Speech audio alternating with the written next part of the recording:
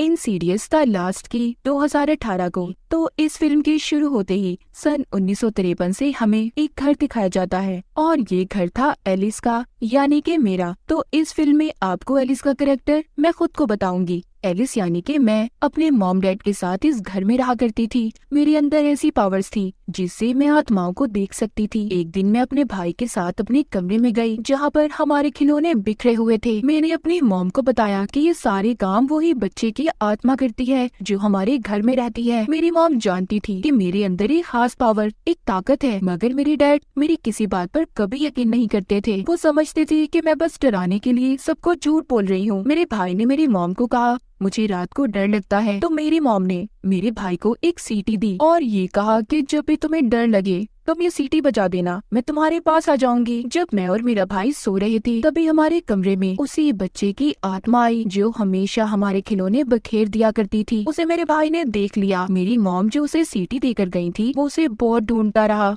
मगर वो उसे कहीं पर भी ना मिली। वो अब डर से चिल्लाने लगा था। उसकी आवाज सुनने के बाद मेरे डैड वहाँ पर आ गए और मुझसे पूछा क्या तुमने फिर से कोई आत्मा देखी है, जिस पर मैंने हाँ बोला। तब मेरे डैड मुझे नीचे ले गए और बहुत मारा। बेसमेंट में बंद कर दिया था क्योंकि वो मेरे बारे में ये जानते थे कि मैं जानबूझकर ये सब कुछ करती हूँ। मैं लोगों को डराती हूँ क्योंकि मेरे डैड मेरी इन हरकतों की वजह से तंग आ चुके थे कि मुझे भूत प्रेत आत्माएं नजर आती हैं। तभी अचानक से वहाँ पर बेसमेंट की लाइट बंद हो गई और तभी मुझे वहाँ से एक आवाज आई जो मुझसे कह रही थी कि अगर तुम्हें रोशनी चाहिए तो तुम्हें ये दरवाजा खोलना होगा। दूर एक दरवाजे से जो बेसमेंट में बना हुआ था उसके सुराख से रोशनी बाहर आ रही थी और ये आवाज भी मुझे वहीं से आई। वहाँ पर उस दरवाजे की चाबी भी थी। मैंने उस दरवाजे को खोल दिया जो मेरी बहुत बड़ी गलती थी। उस दरवाजे से एक शैतानी आत्मा बाहर आई और उसने मुझ पर अपना कंट्रोल कर लिया और उस चीज ने वहीं पर मेरी मॉम को भी मार दिया। जिसके बाद वक्त गुजरता गया, मैं बड़ी हो गई और अपनी मॉम की मौत का कसूरवार खुद को समझती थी। एक दिन मैंने अपने घर पर एक लड़की को देखा जो बहुत अजीब हुलिये में थी। मतलब वो एक आत्मा थी जो बस मुझे ही नजर आ रही थी। मैंने इस बारे में अपने डैड को बताना चाहा मगर हमेशा की तरह उन्होंने मुझ पर यकीन ही नहीं किया और मुझ पर हाथ उठाने लगे। तो मैंने भी अपने डैड का मुकाबला किया और फिर मैंने अपने घर से जाने का फैसला कर लिया था। मैंने हमेशा के लिए अपने डैड और भाई को छोड़कर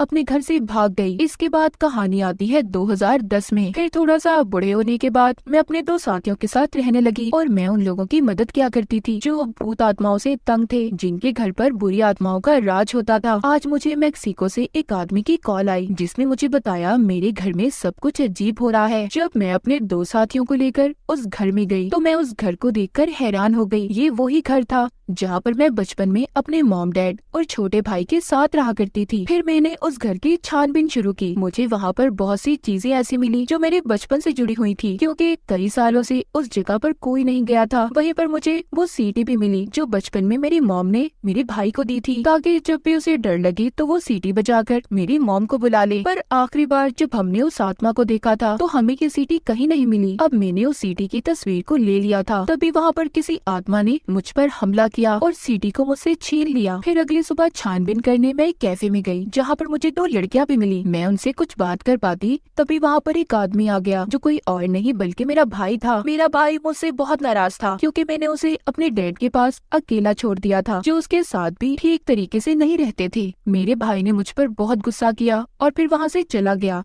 मुझे जो लड़कियां मिली थी वो मेरे भाई की बेटियां थी। मैंने अब उस सीटी की तस्वीर को अपने भाई की बेटी को दे दिया और कहा इसे अपने डैड को दे देना। उसी रात में अपने घर वापस आई जहाँ पर मैं छानबीन करने आई थी और जो मेरे बचपन का घर भी था वहाँ पर मुझे फिर से सीटी की आवाज आई। वो आवाज दीवार के पीछे से आ रही थी मगर जब मैंने पास जाकर देखा तो वो कोई दीवार नहीं बल्कि एक दरवाजा था। मैंने अपने डैड की रखी हुई चाबियों से जब उस दरवाजे को खोला तो वो सीटी मुझे जमीन पर गिरी हुई मिली। साथ ही मैंने वहाँ पर एक लड़की को देखा जो एक इंसान थी।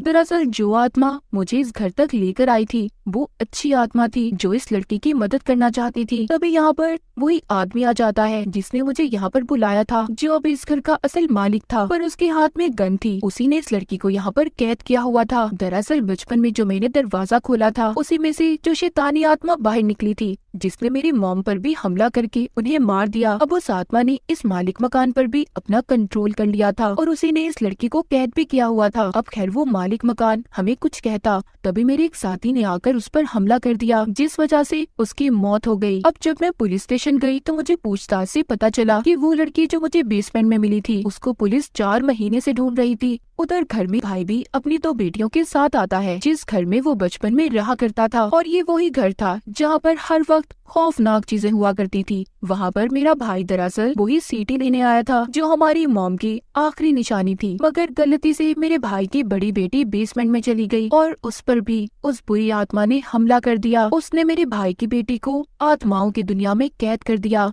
जिससे असल दुनिया में वो कोमा में चली गई। अब मैं अपने भाई की बेटी को बचाने के लिए कुछ भी करने को तैयार थी। अब जब मैंने छानबीन की तो मेरे सामने सारी सच्चाई आ गई। मुझे यहाँ पर पता चला आज से कुछ साल पहले जब मैंने बचपन में दरवाजा खोला था, जिसमें से बुरी आत्मा आजाद हुई जो दूसरी दुनिया से आई थी। उसने मेरी मॉम को मारने के बाद मेरे डैड पर अपना कंट्रोल कर लिया, जिसके बाद मेरे डैड बुरे काम करने लगे। वो लड़कियों को पकड़कर उन्हें कैद कर देते और फिर मार देते थे। आखिरी बार मैंने अपने घर को छोड़ने से पहले जिस लड़की को अपने घर पर देखा था, वो कोई आत्मा नहीं थी बल्कि एक लड़की थी, एक इंसान जिसको मेरे डैड ने ही कैद किया हुआ था। अब सब कुछ सच जानने के बाद मुझे अपने भाई की बेटी को हर हाल में बचाना था और दूसरी दुनिया से वापस लाना चाहती थी। अब खैर मैंने जब छानबीन शुरू की तो मुझे एक संदूक मिला। जैसे ही मैंने उसे खोला, बहुत अजीब था। वो बुरी आत्मा जो दूसरी दुनिया से आई थी, उसने मेरे गले को पकड़ लिया और मेरी भी आत्मा को अपने साथ दूसरी दुनिया में ले गई। फिर मैंने उस दुनिया में अपना बचपन देखा। छोटी एलिस ने मुझे बताया कि वो आत्मा जो हमारी दुनिया में है उसे की फेस कहा जाता है, जिसके पास हमारी दुनिया और दूसरी दुनिया की चाबियां हैं। तभी वो आत्मा पीछे से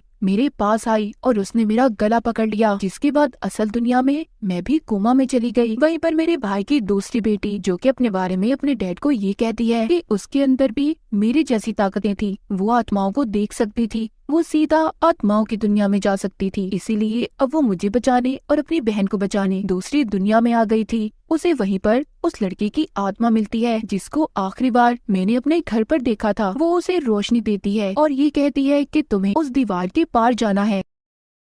उस दरवाजे के पार आ गई थी जहाँ पर बहुत सारे जेल बने हुए थे। उसी एक जेल में उस आत्मा ने मुझे भी कैद किया हुआ था। वहीं पर मैंने देखा एक जेल में से मेरे डैड बाहर आते हैं और उसे की फेस आत्मा ने मेरे जेल को भी खोल दिया और मुझे ये कहा, जाओ अपने बचपन का बदला लो अपने डैड से, क्योंकि वो मेरे साथ हमेशा से बुरा सलूक किया करते थे। मुझे गुस्सा आ गया और यहाँ पर मैंने यानी कि एलिस ने अपने डैड को ऐसे मारा जैसे वो मुझे बचपन में मारा करते थे। पर जब मैं ऐसा कर रही थी तो की फेस आत्मा को ताकत मिल रही थी, क्योंकि जब जब इंसानों के बीच नफरत बढ़ती है तो उसी की फेस आत्मा यानी उस शैतान को ताकत मिला करती थी। और जब मेरे भाई की बेटी यहाँ पर आई तो उसने मुझे मेरे डैड को मारने से रोका और मेरे स्टिक को भी लेकर तोड़ दिया, जिससे मैं अपने डैड को मार रही थी। मैंने देखा कि कीफेस ने मेरे भाई की बेटियों की आत्माओं को कैद किया हुआ है। मैंने उससे यहाँ पर एक सौदा किया कि वो मेरे भाई की बेटियों को छोड़ दे और मुझे मारकर यहाँ पर मेरी आत्मा को कैद कर ले। ये सुनकर वो कीफेस शैतानी आत्मा मुझे मारने लगी और साथ ही साथ मेरे भाई की बेटी को भी मार रही थी जिसे उसने पहले पकड़ा था। उधर असल दुनिया में उसका जिस्म भी खत्म हो रहा था।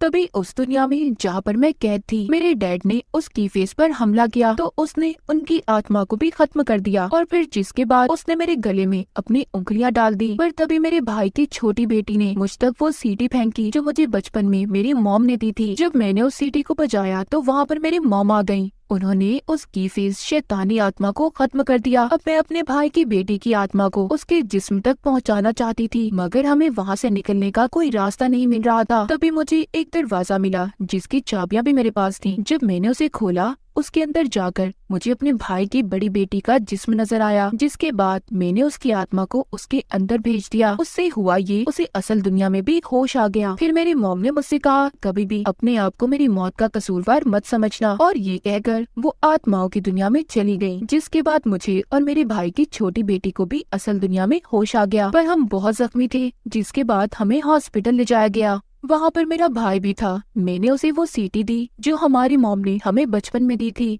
हम दोनों एक दूसरे के गले लग गए और अपनी मॉम को याद करने लगे। जिसके बाद एक रात जब मैं सो रही थी तो मुझे एक ख्वाब आया जिसमें मैंने एक घर में छोटे बच्चे को देखा जो अपने बेड पर सो रहा था। तभी उसकी खिड़की पर उसने एक लाल चेहरे को देखा जिसको मैं भी सपने में देखकर डर गई और मेरी आँख खुल गई। तभी मुझे एक कॉल आई जो उसी बच्चे की मॉम की थी। उनका बेटा कोमा में जा चुका था और ये बात अब मैं खुद भी जानती थी, क्योंकि बचपन में उस बच्चे के डैड ने मेरी मदद की थी, मुझे आत्माओं से बचाया था और अब उसे बचाने की मेरी बारी थी। क्या पता उसकी आत्मा भी दूसरी दुनिया में कैद हो गई हो। क्या मैं इस बात का पता चला पाऊंगी? क्या राज होगा इस कहानी के पीछे? तो इसी सस्पेंस के साथ इस मूवी की कहानी यहीं पर खत्म हो जाती है।